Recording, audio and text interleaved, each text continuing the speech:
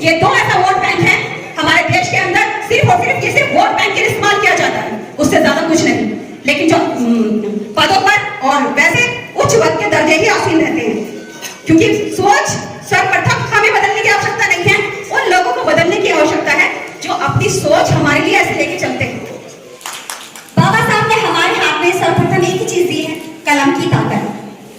मैं कोई वक्ता नहीं हूँ, यहाँ पर बहुत सारे पॉइंट्स लिखे हैं, मैं कभी नहीं लिखूंगी, लेकिन जो मेरे दिल के इमोशंस हैं वो मैं बोल रही हूँ। आज आरक्षण की बात हो रही है, अगर मैं बाबा साहब के लिए कहूँ, बाबा साहब ने हमारे हाथ में कलम की ताकत दी है कि संगठित रहो, शिक्षित रहो और संघर्ष करो। अब हमको आरक्षण की हमें आवश्यकता क्यों पड़ी? क्योंकि जो हमारी मानसिकता है, लोगों की जो सोच है, वो अभी भी वही के वही कुंठित है। जो जमार है वो जमार रहेगा, जो ब्राह्मण है वो ब्राह्मण रहेगा, जो बढ़िया है वो बढ़िया रहेगा। अब रही आरक्षण की बात, अगर जयपुरम कह लो या अम्बेडकर नगर कह लो या नवीन नगर कह लो, यहाँ पर जितनी भी कोठियां बनी हुई है, जितने भी अधिकारी हैं, वो कैसे बनी है? आरक्षण से। और आरक्षण की आवश्यकता है, मैं मानती हूँ उस बात को। क्यों? क्योंकि अगर हमको आरक्षण नहीं दिया गया या हमारा आरक्षण खत्म कर दिया गया तो हमको आगे बढ़ने की नहीं दिया जाएगा, किसी भी कीमत पर नहीं आगे बढ़ने दिया जाएगा। अब मैं आपसे एक बात कहूंगी कि अगर मैं शूद्रों की बात कहूं कि जाति जाति नहीं है, जो इंसान की जो जाति रहती है वो ही जाति रहती है, लेकिन जो छुआछूत जो हमारे यहाँ दिमाग में है वो कैसे हटेगा?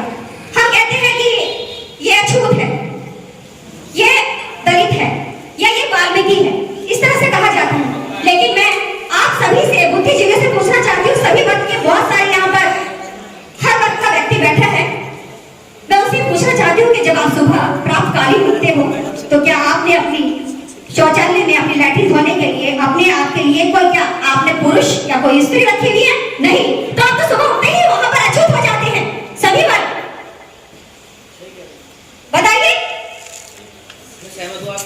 नहीं, आप मुझे बताइए ना कि जब हम सुबह उठते हैं तो सबसे पहले सर्वप्रथम अपनी लैट्रिन खुद धोते हैं, तो हम तो सबसे पहले उठते ही अछूत हो जाते हैं। हम कहते हैं कि अछूत है, ये जन्म समाज का है, या ये बनिया है, या ये ब्राह्मण है। ये हमें अपनी सोच, सर्वप्रथम अपनी सोच को विकसित करना बहुत जरूरी है। अभी मेरे सामने एक बहुत ही सीनियर वकील साहब बैठे हैं, उन्होंने बोला है कि हम क्या कर रहे हैं। अगर मैं दलित के बारे में कहूँ तो दलित आज बहुत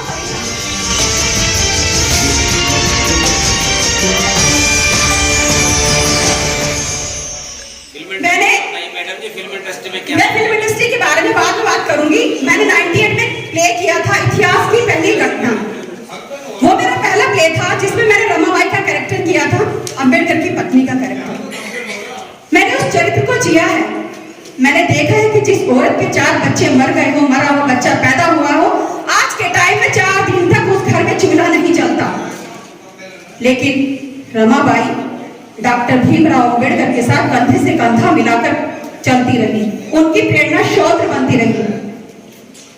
और डॉक्टर भीमराव अंबेडकर ने, अगर मैं संविधान की बात कहूं तो अनुच्छेद 12, 13, 14 में महिलाओं के सम्मान की बात की है। महिलाओं को नहीं तो बोलने का अधिकार नहीं दिया जाता था, पढ़ने की तो बहुत दूर की बात है। और अगर पढ़ने की बात कहूं तो SC ST में सावित्रीबाई फुले का योगदान कोई भूल नहीं सकता, रमाबाई का योगदान कोई भूल नहीं सकता। आज मेरे सामने बहुत सारी ऐसी महिलाएं बैठी हैं जो शिक्षित वर्ग से बिलोंग करती हैं। क्या हमको कभी बोलने का अधिकार दिया जाता था? नहीं। क्या आज आप सबने मुझे यहाँ मंच पर आसीन करा, एक चंद समाज की अभिनेत्री कह लो या नेत्री कह लो, आज मैं यहाँ पर बैठी तो शायद हम लोगों को अपनी बात तो रखने का अधिकार नहीं होता था। अगर आरक्षण खत्म कर दिया गया तो आज जो ये कोठियां बनी हुई हैं जयपुरम में या नवीन नगर में या अधिकारियों की, तो शायद हम इन लोगों की इसकी मेंटेनेंस भी नहीं कर पाएंगे। अरे हमारे समाज ने तो अभी चलना ही शुरू किया था कुटियों के बल, और हमारी टांगे तोड़ने की कोशिश की जा रही है। वो कोई भी राजनीतिक दल हो, चाहे वो सपा हो, चाहे वो बीजेपी हो, चाहे वो कांग्रेस हो, चाहे वो बीएसपी हो, सब लोग सिर्फ और सिर्फ हम लोगों को एक वोट बैंक की तरह इस्तेमाल करते हैं। मैं ये बात इसलिए कह रही हूँ इस मंच के माध्यम से, क्योंकि ये सामाजिक मंच है, कोई राजनीतिक मंच नहीं है। जब 1932 में जब गोल्डन सम्मेलन हुआ लंदन में, तब गांधी जी को भेजा जा रहा था, लेकिन नहीं, वहां दलितों के हक की बात थी, तब बाबा साहब को भेजा गया। और बाबा साहब ने उस गोल्डन सम्मेलन में यही रखा गया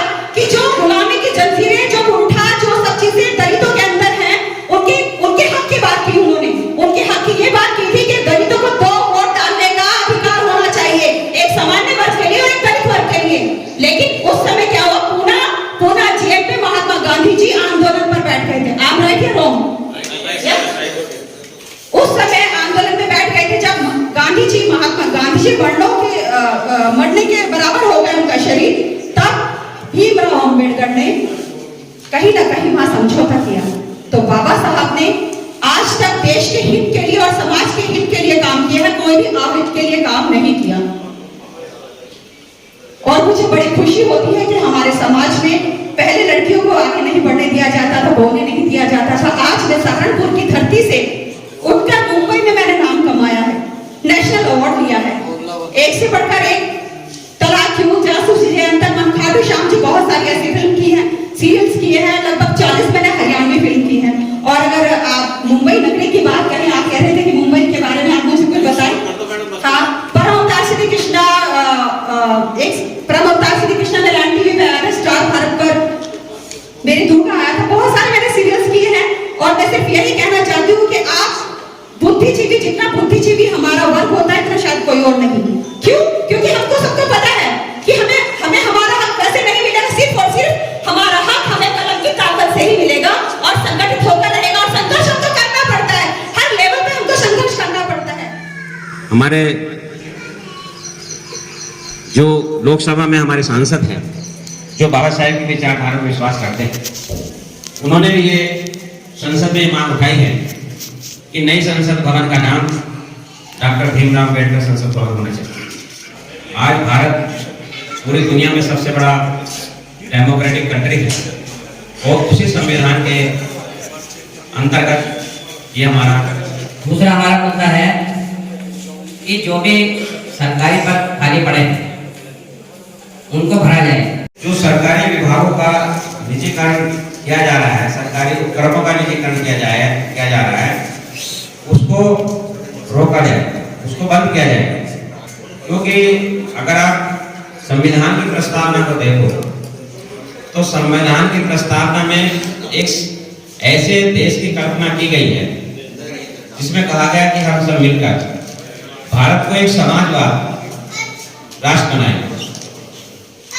तो समाजवाद का अर्थ यही होता है कि जिसमें समाज के हर व्यक्ति की सरकार में भागीदारी हो। अगर ग्रुप ए का पद है, ग्रुप बी का पद है, तो ग्रुप सी एंड डी का पद भी सरकारी होना चाहिए। लेकिन ये बड़े दुख की बात है कि सरकारें, वर्तमान सरकार जो है वो ग्रुप सी एंड डी को खत्म करके उसका आउटसोर्सिंग कर रही है और उसको ठेकेदारी प्रथा पर दे रही है, कॉन्ट्रैक्ट पर दे रही है काम को। लेकिन जो लेबर एक्ट कहता है कि कोई भी वर्क अगर रेगुलर नेचर का है तो वो रेगुलर वैकेंसी से भरा जाना चाहिए, ना कि कॉन्ट्रैक्ट से।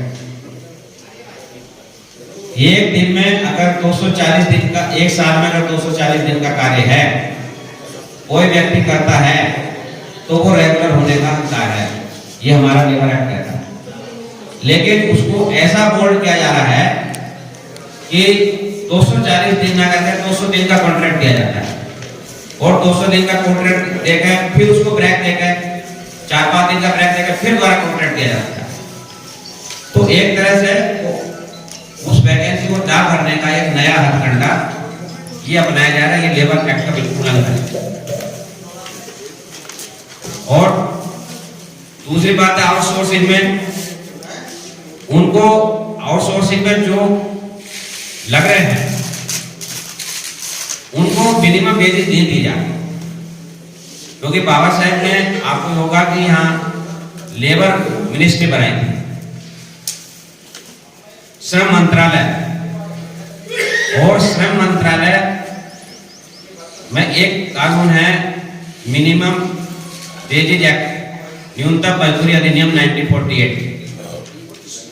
तो वो कहता है कि चाहे वो प्राइवेट किसी ढाबे में काम करता हो, सरकारी विभाग में काम करता हो, प्राइवेट विभाग में काम करता हो, अगर वो ग्रुप डी के पद पे है तो उसको न्यूनतम मजदूरी दी जाएगी।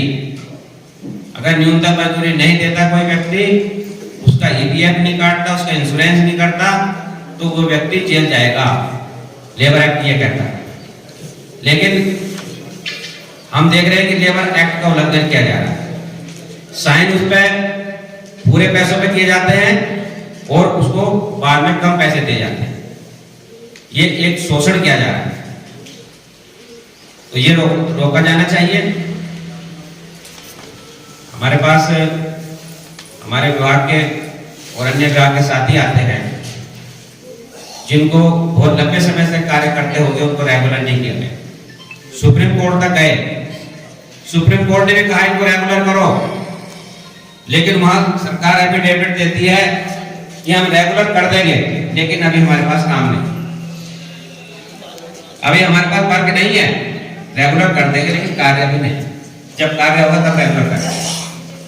अब उनसे पूछा जाए कि भाई जब कार्य नहीं तो फिर ये कॉन्ट्रैक्टर कैसे काम कर रहा है, तो उसको मोड किया जा रहा है, झूठे एफिडेविट सुप्रीम कोर्ट में दिए जा रहे हैं।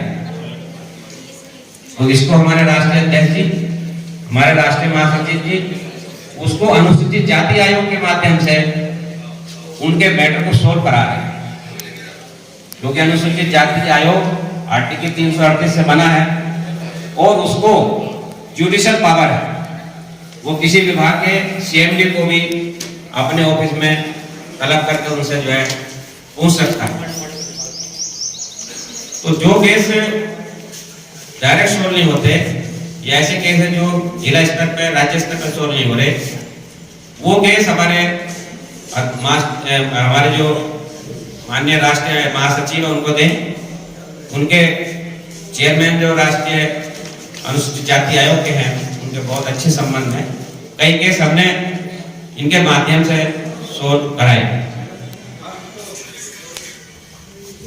अभी हमारे एक साथी थे इंजीनियर आरपी सिंह मुजफ्फरनगर के, उनको एक कंपनी से निकाल दिया था, वो केस मैंने दिया, तो उनको 27 लाख रुपए जो है उस विभाग को देने पड़े। वो उनका श्रेय मैं इनको दूंगा, राष्ट्रीय महासचिव जी को, इन्होंने बहुत ही मेहनत करके आयोग को जो है उसको आयोग को दिया केस और आयोग ने जो है उस केस को सोल्व कराया।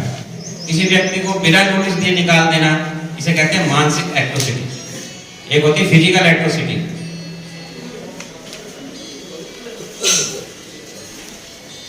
और हमारे अगली मांग हमारे परिसंघ की है कि निजी क्षेत्रों में आरक्षण दिया जाए। कांग्रेस पार्टी का धन्यवाद करूंगा कि जब कांग्रेस की सरकार थी तो उस समय जब ये मांग उठी थी तो उस समय एक बिल तैयार किया गया था और बड़े बड़े पूंजीपतियों को बुलाया गया था, उनके साथ माननीय सोनिया गांधी जी ने मीटिंग की थी कि आप बताइए कि इनको किस तरह जो है इनका सोशल वेलफेयर होगा, अपने निजी क्षेत्र में आप कैसे आरक्षण देंगे। तो उस समय कमेटी गठित की गई थी और उसमें काफी प्रोग्रेस हो गई थी और उन्होंने ये भी कहा था कि हम कम से कम 100 बच्चों को हम विदेश पढ़ने के लिए, पूंजीपतियों ने कहा था कि SC/ST के बच्चों को हम विदेश पढ़ने के लिए निःशुल्क भेजेंगे। तो हम देख रहे हैं कि अब वर्तमान सरकार में SC/ST समाज के ऊपर उत्पीड़न की घटनाएं बहुत ज्यादा बढ़ गई। आपने देखा कि हाथरस में मनीषा वाल्मीकि कांड हुआ, मुजफ्फरनगर में एक संजू वाल्मीकि को घर में मार दिया दबंगों ने, बलरामपुर में जो है एसिड छिड़क दिया महिलाओं पे, 2 लड़कियों पे, दिल्ली कैंट में जो है लड़की को मार दिया।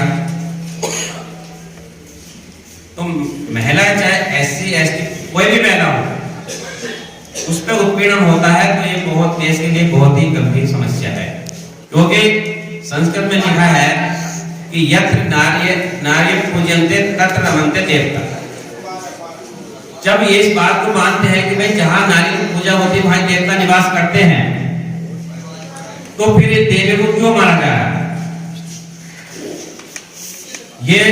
ये ढोंगबाजी क्यों की जा रही है। जब नवरात्र आते हैं तो उन कन्याओं को पूजा जाता है, उनके चरण छुए जाते हैं, लेकिन बाद में उन्हीं के साथ जो है दुराचार किया जाता है। आरक्षण का विरोध करते हैं, लेकिन उन्हें ये नहीं पता कि आरक्षण किस आधार पर है, क्यों है, किस लिए। अरे पहले आरक्षण को समझिए, विरोध मत करिए आरक्षण का, आरक्षण को समझने की जरूरत है। ये इसलिए दिया गया था कि जो पिछड़ा हुआ, बिल्कुल जिसके पास कोई संसाधन नहीं है, जो बिल्कुल जीवन यापन बहुत बुरी तरीके से कर रहा है, उनके लिए आरक्षण रखा था बाबा भीमराव अम्बेडकर। तो हमें आरक्षण को समझने की जरूरत है। जब हम आरक्षण समझेंगे तभी हम आरक्षण को बचाने की बात करेंगे। तो आरक्षण जरूरी है, मैं सहमत हूँ इस बात से। और मैं मुस्लिम गुर्जर समाज से आता हूँ, तो 2 जगह 2 स्टेटों में, जम्मू कश्मीर में हम एसटी में आते हैं और हिमाचल में हम एसटी में आते हैं, तो हम भी वो आपके हिस्से जैसा कि आप सभी जानते हैं कि गवर्नमेंट सम्मेलन के नाम से ये मीटिंग आयोजित की गई और तमाम हमारे सामाजिक और कर्मचारी संगठनों के प्रतिनिधियों को इसमें आमंत्रित किया गया। हम लोग भी शिक्षक संघ से जुड़े हुए लोग हैं। तो सम्मानित साथियों और मंच, जो ये आपके मुद्दे रखे हुए, पहले तो इन्हीं मुद्दों के आधार पर जो 11 बिंदु आपने रख रखे, इनमें एक बिंदु छोड़ करके 10वां, एक बिंदु 10वां बिंदु आप छोड़ दीजिए, तमाम बिंदु कर्मचारियों से रिलेटेड है। इसके अलावा कर्मचारियों के अलावा कोई समाज में नहीं रहता। ये सारा रिजर्वेशन से लेकर के पट्टे तक ये टोटल कर्मचारियों से संबंधित है कि भाई हम रिजर्वेशन का जिन लोगों को लाभ मिला, उसमें मैं भी हूं, मैं भी एक कर्मचारी हूं, कि उन लोगों का प्रमोशन व रिजर्वेशन, उनकी पेंशन और तमाम उनकी जो पदोन्नति में आरक्षण, निजी क्षेत्र में आरक्षण। इसके अलावा भी समाज के अंदर हमारा लगभग जो 95% जो भाग हमारी कम्युनिटी का, SC ST OBC का, ग्रामीण क्षेत्रों में जो गरीबी, बदहाली और कमजोरी से त्रस्त, उसका ना तो यहाँ प्रतिनिधित्व कर रहे, ना उनकी बात को रख रहे। एक तो मेरी इसमें घोर आपत्ति है। प्रत्येक जो छोटे बड़े संगठन बनते रहे और वो कहीं ना कहीं जाकर के राजनीति का शिकार होते रहे, उससे समाज का जो विश्वास हमारा खत्म हुआ। मैं या कोई भी व्यक्ति जो बोलता है उसको समाज बाद में पकड़ता है, मैं जो करता हूं उसको समाज पहले पकड़ता है। वो कहा है गालिब में कि जिंदगी भर गालिब एक ही भूल करता रहा और धूल तो मेरे चेहरे पर लगी थी, मैं आईना साफ करता रहा। इस ऐसे संगठन का कोई दुरुपयोग ना हो, हम तन मन धन से सहयोग करेंगे। और ये सहारनपुर के लोग हैं, ये सहयोग करना भी जानते हैं, सहयोग को बिगाड़ना भी जानते हैं। जो भी मुद्दे हैं, कृपा करके अपने अपने विचार जो भी रखें वो एक स्लिप बनाकर नेक्स्ट टाइम के लिए, जो नेक्स्ट टाइम हमारा गवर्नमेंट सम्मेलन रहेगा, सब उसके भी टाइम मिले, उसके लिए आप लोगों को पूरा टाइम दिया जाएगा। और नेक्स्ट टाइम से पहले मंच से जो अलग होंगे सबको पहले से उनको मौका दिया जाएगा। ये मेरा अपने मंच की तरफ से आश्वासन है। निजी कदर में आरक्षण क्या तो केस का बात तो सही थी साइड में, बट आज के परिवेश में टोटल जो ऑर्गेनाइजेशंस हैं, हमारी पॉलिसियां, गवर्नमेंट की जो भी हालात है, प्राइवेट सेक्टर जा रहे ना, तो आज की डेट में निजीकरण में आरक्षण की आवश्यकता है या नहीं है? और मैं एक अभिनेत्री हूँ और फिल्म जगत की दुनिया में और सीरियल जगत की दुनिया में मैंने बहुत सारा काम किया है। साथियों 70% बेचा है। सबसे पहले मेरा BSNL, मेरी बोर्ड जो सबसे ज्यादा रेवेन्यू था, सबसे ज्यादा डिपार्टमेंट बेचा है। तो साथियों जब